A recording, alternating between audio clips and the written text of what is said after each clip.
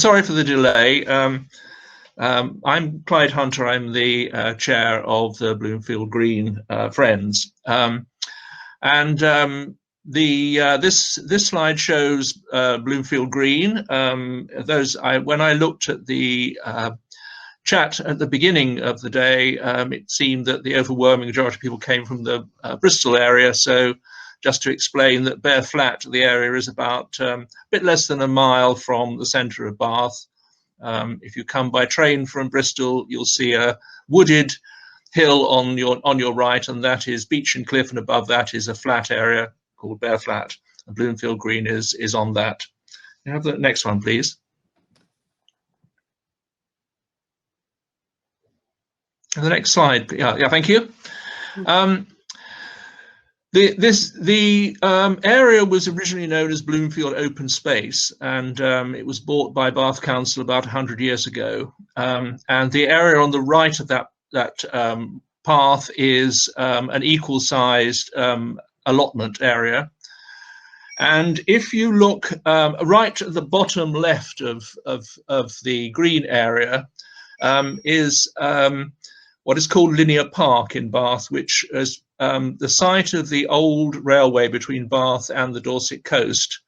And quite a while ago now, the central Bath part of it was turned into a garden and path that people could walk on, and wildflowers, wild plants grew. Over the last few years, Sustrans had worked to turn the next stage, going away to the left of that picture, which is two tunnels through to the outside of Bath, and that was opened in early 2013, and the area of Bloomfield Open Space was well maintained by the Parks Department, but it didn't have any volunteers involved, and it was perhaps a little unloved. A lot of people thought about how can we improve it, can we do something, and often it needs a catalyst for things to happen. And the catalyst was the next slide. If you could, Sue, if you could move to the next one. And this a used but not overused park suddenly for one day became absolutely full of stalls. The Bath pigs, which were displayed everywhere in 2012. And there was a kind of circus coming to town feel about it. Suddenly the whole of the green was awash with people for the opening of the two tunnels. And a few months beforehand, the Bear Flat Association, which is a community association, was set up, and we had a stand there, and we all began to think, well, this is wonderful, but obviously we couldn't have that every day of the week. But could we do something that was more of a scale to the place, and build up the sort of community and volunteers that would improve the look of the place? So can we have the next slide, please? Yeah. So over the next 2 or 3 years, we started to litter pick. We started to do a little bit of supportive gardening to all that the Parks Department was doing. Baines Council was producing a new green space strategy, and we managed to get Bloomfield Open Space, which sounds rather like the sort of miscellaneous group that Jane was talking about earlier, of assorted green spaces, open green spaces, and it was renamed Bloomfield Green. Next one, please. And we managed to have a much more local scale, a gathering in June 2016, and covering most of the green, but not quite to the same razzmatazz as the two tunnels earlier. It was very, very, very successful. And next slide, please. And the green also won its first green flag in 2016. Now, the person who was the original chair, Don Grimes, who'd been active in lots and lots of ways in green politics and working with Alexandra Park and getting their picnic in the park going, and many other areas. Next slide, please. Sadly died in November 2016. And one of the things that he asked for, instead of flowers at his funeral, was to have donations to set up a wild garden for pollinators. And that was wonderful, but we had to realize that. And the collection of volunteers that we had were very hardworking, very imaginative, but not all great gardeners, not terribly knowledgeable. First of all, we had to agree the site. There was one site that he particularly wanted, which had a view out over hills. And the plan was to have the two sections of the garden in sort of inverted teardrop yin-yang shape. And we went to the Parks Department, to Jane Robson, who's the manager of the Parks Department, in order to get some idea of what we should plant.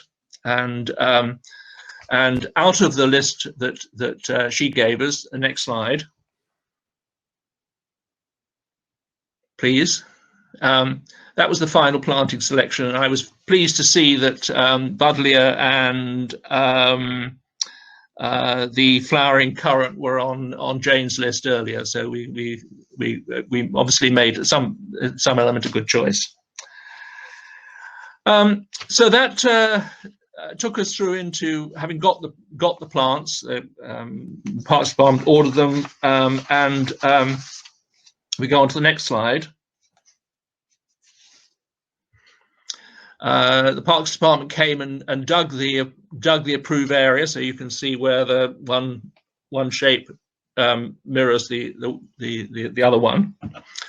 And then a couple of days later, next slide, please. There we were. There with a group of volunteers ready to go. The second from the right is Jane Robson, who's the head of the Parks Department, who came along to help us. Next slide. And there we are on the go and beginning to transform that. The next slide, please. Jane made the point about how valuable the volunteering work is, and the surveys that have shown that it improves your mental health and all sorts of things, exercise. And the important part to remember is this is a social gathering too. So we take a break and we have a rest, and you can see the spades and forks working for the next session afterwards. Next slide, please. And there, finally, we're getting almost everything dug in, and all of the plants that we'd ordered were ready. So we have the next slide, please. And that was earlier in the year. Later in the year, a number of them had begun to flower, and suddenly we had our wild garden. Next slide, please.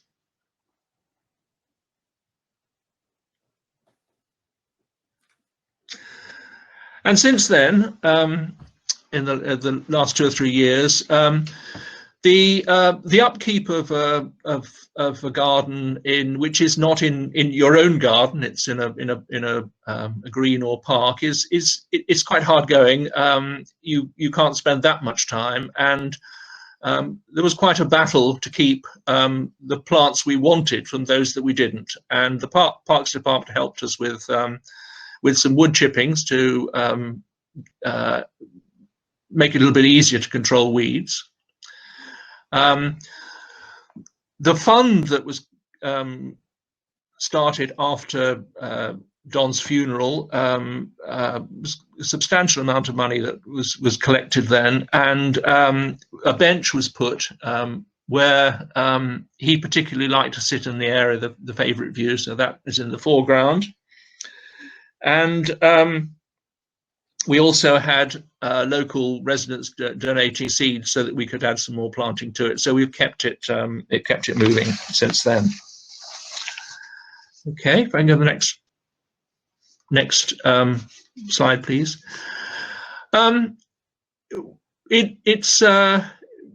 It presents, we have challenges and we've had some successes. Early on, we found that one of our buddleia had been dug up and stolen. That was we weren't too pleased about that. It is important to keep it tidy. I think one of the difficulties of small-scale wild planting is that it has to be clear that it's intended to be there, even though it's wild.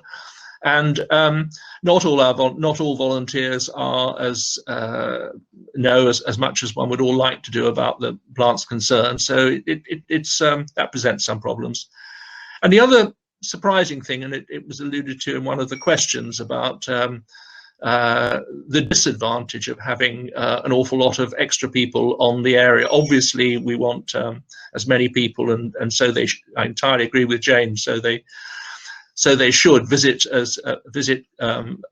green spaces as much as possible. But it is remarkable how many people, sadly, or what is obviously there as an amenity and walk all over them. So there's quite a bit of extra tidying involved. If we go on to successes, which is the next slide, please. Volunteers, once you start to do something and people notice that it has been done not by people who are obviously from the council, you begin to attract other people. When we had a group from the Green Flag judges visited one year, they were asking about litter picking, and I said that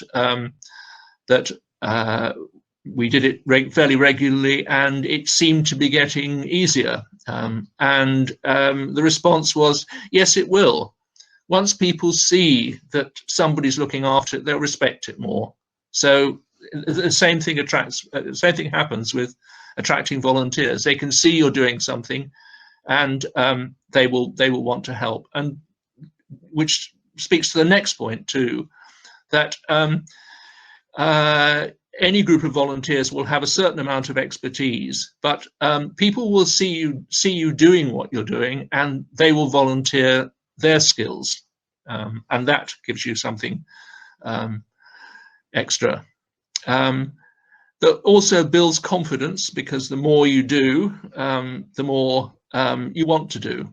And finally, from the point of view of the people involved, it has to be a fitting tribute to the Friends founder Don, and that I think we've succeeded in. So we can go to the next slide. Conclusions, please. Thank you. Yeah. You'll find a way. It is very difficult sometimes when you make a plan to do things, and you'll find obstacles on the way. But you simply have to keep going, and you'll find the help along the way. You'll find the experts.